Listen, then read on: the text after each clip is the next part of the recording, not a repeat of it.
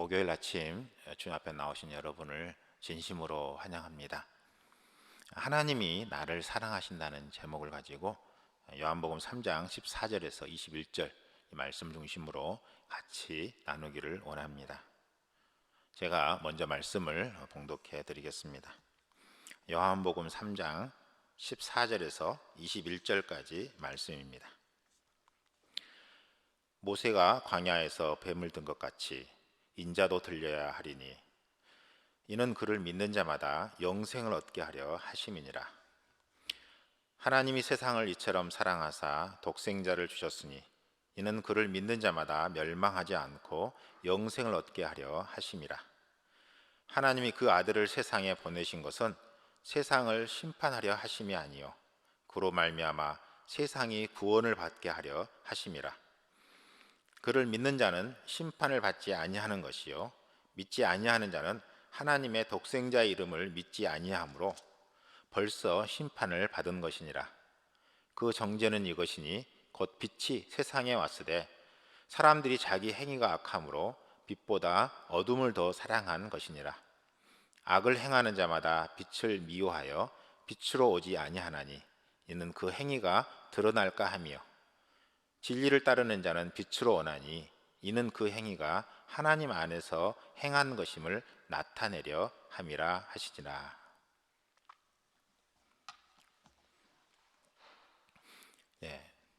하나님이 나를 사랑하신다.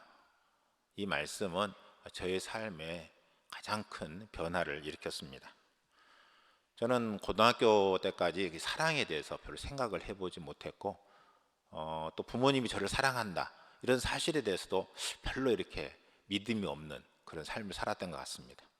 제가 대학을 가는 것도 정말로 부모님이 저를 사랑해서 대학에 가기를 원한다기보다는 자기 욕심을 위해서 억지로 대학을 가게 하려고 하는 듯한 인식을 제가 가졌기 때문에 별로 부모님이 저를 사랑한다 이런 것도 느끼지 못하면서 살았던 그런 생활이었던 것 같습니다. 사랑받지도 못했고 또 사랑이 뭔지도 모르면서 살았던, 어떻게 보면 공허한 삶, 목적이 없이 방황하는 삶이 저의 삶이었습니다. 대학에 들어와서 정말 하나님이 나를 사랑하시며 또 나를 위한 놀라운 계획을 가지고 있다는 이 사실을 듣게 되면서 정말 하나님이 나를 사랑하시는가, 이 사실에 대해서 새롭게 저에게 다가왔습니다. 제가 신앙생활을 하고 또 믿음의 사람들과 같이 교제하면서 정말로 하나님이 나를 사랑하신다는 이 사실에 대해서 부인할 수 없는 그런 고백을 제 안에 하게 됐습니다. 그러면서 정말 하나님이 나를 사랑하신다면 내가 주님을 위해서 어떻게 살아야 될 것인가 깊이 생각을 했던 시간들이 있습니다. 정말로 그 하나님의 사랑, 이것을 아는 것은 정말 중요한 것 같습니다. 그래야 하나님이 나를 사랑하시는 것을 알기 위해서 우리는 어떻게 살아야 될 것인지 깊이 이번 두 가지를 가지고 같이 나누기를 원합니다. 첫째는 하나님은 독생자 예수님을 십자가에 못 박기까지 사랑하신다라는 것입니다. 정말로 주님은 누구보다, 아니 심지어는 독생자 외아들 예수 그리스도를 십자가에 못 박기까지 우리를 사랑하신다는 사실입니다. 이 사실을 저는 생각할 때마다 그 하나님의 사랑이 얼마나 큰 것인가를 깊이 한번 생각해 보게 됩니다. 오늘 말씀의 3장 14절에 이렇게 이야기하고 있습니다. 모세가 광야에서 뱀을 든 것 같이 인자도 들려야 하리니, 예수님이 십자가에 달리셔야만 된다라고 이야기하고 있습니다. 그래야 우리가 구원을 얻고 영생을 얻는다는 것입니다. 15절에 보면 이는 그를 믿는 자마다 영생을 얻게 하려 하심이라. 우리로 하여금 영생을 얻도록 하기 위해서 예수님이 십자가에 달리셔야 된다라는 사실을 말하고 있습니다. 그리고 우리가 너무나 잘 아는 말씀 16절에 이렇게 이야기하죠. 하나님이 세상을 이처럼 사랑하사 독생자를 주셨으니 이는 그를 믿는 자마다 멸망하지 않고 영생을 얻게 하려 하심이라. 예수님을 믿는 자마다 영생을 얻게 하기 위해서 주님은 우리를 사랑하시고 우리를 구원해 주신 것은 우리로 하여금 영원한 삶을 살도록 하기 위해서 우리를 사랑하셨다라고 말씀하고 있습니다. 저는 이 사랑에 대해서 여러분이 분명히 알고 그 믿음 안에서 감사함으로 살아가는 여러분의 삶이 되기를 바랍니다. 정말 우리는 예수님이 없다면 우리의 인생은 의미가 없습니다. 공허할 뿐입니다. 왜냐하면 죽으면 끝이라는 것이죠. 그런데 성경은 죽으면 끝이 아니라 죽으면 영벌이 있다고 이야기합니다. 영원한 지옥에 들어가게 된다는 것입니다. 죽으면 영원한 지옥이고 영원한 벌이라면 그 인생에 무슨 의미가 있습니까? 이 세상에 아무리 즐겁고 행복하게 살아도 결국 죽고 나면 지옥에 갈 수밖에 없다면 그 인생은 가장 비참한 인생일 것입니다. 그런데 예수님께서는 우리의 삶을 불쌍히 여기셔서 예수님께서 친히 이 땅에 오셔서 우리를 대신하여 십자가에 죽으심으로 우리의 죄를 용서해 주시고 우리를 하나님의 자녀가 되게 하셨습니다. 그리고 우리에게 영생, 영원한 삶을 살도록 인도해 주시고 그것도 하나님과 함께 천국에서 영원히 살도록 인도해 주셨다는 사실입니다.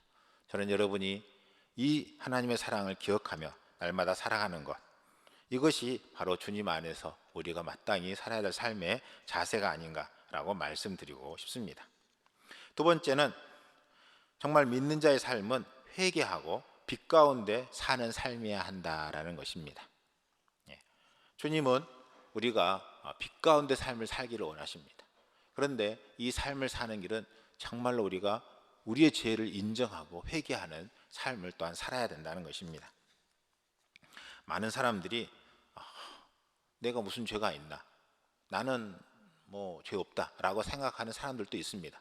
그리고 또 죄를 지었다 할지라도 사람이 살다 보면 죄 안 짓고 어떻게 사나, 다 어쩔 수 없이 죄를 지을 수밖에 없다라고 자기 자신에 대해서 변명하고 합리화하는 것들을 볼 수 있습니다. 그러나 중요한 것은 주님은 죄에 대해서 분명히 이것이 죄라고 인정하길 원하시고 그 죄를 고백하고 빛 가운데 주님 나오시기를 원하신다는 사실입니다. 여러분, 베드로의 삶을 잘 알 것입니다. 베드로는 예수님을 3번이나 부인했다라고 이야기하고 있습니다. 뿐만 아니라 자세히 보면 맹세까지 했다고 이야기를 하고 있습니다. 그런데 결국 그것은 거짓말이었습니다. 그런데 이러한 사실 앞에 베드로는 어떻게 했습니까? 회개했다라고 말하고 있습니다. 간절히 눈물로 기도했다라고 이야기하고 있습니다. 그래서 주님 앞에 나왔을 때 주님은 그 베드로의 죄를 용서해 주시고 또 정말 초대교회 주님의 충성스러운 제자로 주님의 일꾼으로 그를 삼으신 것을 볼 수가 있습니다. 그런데 비슷하게 이 가룟 유다의 삶을 볼 수 있습니다. 가룟 유다는 예수님을 돈을 받고 팔았습니다. 결국 그것으로 인해서 예수님은 십자가에 달려 죽으셨습니다. 어떻게 보면 그가 잘못하고 잘못한 것에 대한 용서를 구하고 주님 앞에 나올 수 있을 것입니다. 그런데 자기 때문에 예수님이 십자가에 죽으셨다는 이 죄책감, 어떻게 보면 부끄러움이라고 볼 수도 있는데 이러한 것 때문에 아마 나오지 못한 것이 아닌가, 우리는 이렇게 생각해 볼 수도 있습니다. 그런데 우리는 우리의 삶 속에서 깊이 들여다보면 생각해 볼 수 있는 것이 있습니다. 우리가 우리의 죄를 지었고 또 잘못했을 때가 있습니다. 주님, 제가 잘못했습니다. 주님 용서해 주십시오라고 죄를 고백합니다. 그러고 나서 우리는 또 넘어지고 또 잘못을 합니다. 주님, 또 잘못했습니다. 또 용서해 주십시오 라고 2번은 용서를 구할 것입니다. 그런데 또 잘못하면 어떤 생각이 듭니까? 죄 짓고 용서하고 구하고 또 죄 짓고 용서 구하고, 이것은 사람의 도리가 아니다, 뭐 이런 생각이 들 것입니다. 안 짓는 게 중요하지 죄 짓고 용서를 구하는 것은 그건 올바른 자세가 아니다 라고 생각하고 안 지으려고 발버둥을 칠 것입니다. 그런데 우리는 연약하기 때문에 또 넘어질 때가 있고 나도 모르게 거짓말하고 또 속이고 뭔가 또 자기 이익을 쫓아 행동하는, 하나님이 기뻐하지 않는다라고 생각 들면서도 또 행동하는 그러한 우리 연약함이 있는 것을 보게 될 것입니다. 그 속에 정말 이렇게 또 순수하다 보면 차라리 그냥 죄 짓고 용서하는 것은 사람의 도리가 아니다, 주님 앞 떠나는 것이 주님을 더 영광스럽게 하는 게 아닌가, 뭐 이런 생각이 들 수도 있을 것입니다. 근데 여기서 잘못한 부분 중에 하나는 뭐냐면 하나님이 정말 무엇을 원하시는가라는 것입니다.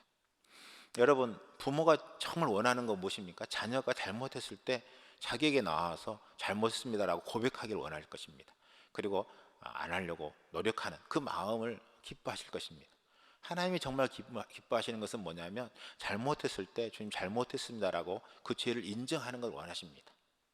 그리고 다시는 안 하고 싶습니다라고 고백하고 안 지으려고 노력하는 그 마음을 우리 주님은 원하실 것입니다. 그런데 죄를 안 지으려고 발버둥하다가 내 힘으로 안 되니까 그냥 자포자기하고 그 이면에 죄를 안 고백하려고 하는 고백하지 않으려고 하는 그 이면 속에는 뭐냐면 죄를 고백하는 것에 대한 싫다는 거죠. 예. 그리고 막 죄 고백하고 그것은 내 자존심이 상하는 것도 있고 그러한 그 면이 그 속에 있다는 것입니다. 정말 우리 주님은 우리가 죄를 인정하고 빛 가운데 나오기를 원하십니다. 그런데 우리는 우리 힘으로 뭔가 해보려고 하다 안 되다 보니까 그냥 자포자기하고 결국은 주님 앞에 나오는 것이 아니라 그냥 내 힘으로 뭔가를 해보려고 하는 나의 욕심과 나의 생각에 우리는 사로잡혀 살아가고 있는 우리의 모습이 있다는 것입니다. 21절에 보면 진리를 따르는 자는 빛으로 나온다라고 말하고 있습니다. 그것처럼 우리는 정말로 이 빛 가운데 살기를 원한다는 것입니다. 이것은 무엇입니까? 정말로 내 힘으로는 할 수 없다는 것, 정말 나는 부족하고 연약한 자라는 것을 인정하고 하나님의 은혜를 간절히 구하고 사모함으로 주님 앞에 서는 것, 이것이 정말로 주님이 원하시는 삶입니다. 이것이 하나님의 사랑을 받는 자의 삶이고 주님이 원하시는 삶이라는 것입니다. 저는 여러분이 이러한 삶을 살아가는 여러분의 삶이 되기를 바랍니다. 주님, 우리가 죄를 짓고 용서 구하고 또 다시 죄를 짓고 또 용서를 구하고 이것이 반복되는 삶일 수밖에 없고 우리 속에 우리 연약함 속에 우리가 정말로 우리 자신이 한계를 느끼는 삶일 수밖에 없다 할지라도 그러나 정말 우리는 빛 가운데 살기를 원하고 주님이 원하시는 삶을 살기를 원하는 간절한 소망이 우리 속에 있기를 원하십니다. 이것이 하나님의 사랑을 받은 자의 삶입니다. 저는 여러분이 정말로 세상 속에서 하나님이 나를 얼마나 사랑하시는가를 깊이 깨닫고 그리고 그 사랑 안에 감사하고 그리고 또 그 사랑을 베풀며 살아가는 여러분의 삶이 되기를 바랍니다. 그래야 정말로 빛 가운데 주님과 동행하는 삶을 살기를 원합니다. 이것이 주님이 원하신다는 사실을 기억하며 살아가는 여러분의 삶이 되기를 원합니다. 기도하겠습니다. 우리의 힘이 되시며 우리의 생명이 되시는 주님을 찬양합니다. 정말 주님, 우리를 향한 하나님의 사랑이 얼마나 큰 것인가를 우리가 깊이 깨닫게 해주시고 그 사랑에 감격하여 정말 우리가 주님 앞에 빛 가운데 주님과 동행하는 삶을 살기를 원합니다. 우리가 연약하여 넘어질지라도 그 죄를 인정하고 죄를 고백하고 하나님의 은혜로 정말 다시 일어서서 빛 가운데 살기를 원하는 그 마음을 주님이 원하신 줄 믿사오니 주여 인도하여 주시고 이끌어 주시옵소서. 모든 걸 주님께 맡기며 모든 말씀 예수님의 이름으로 간절히 기도합니다.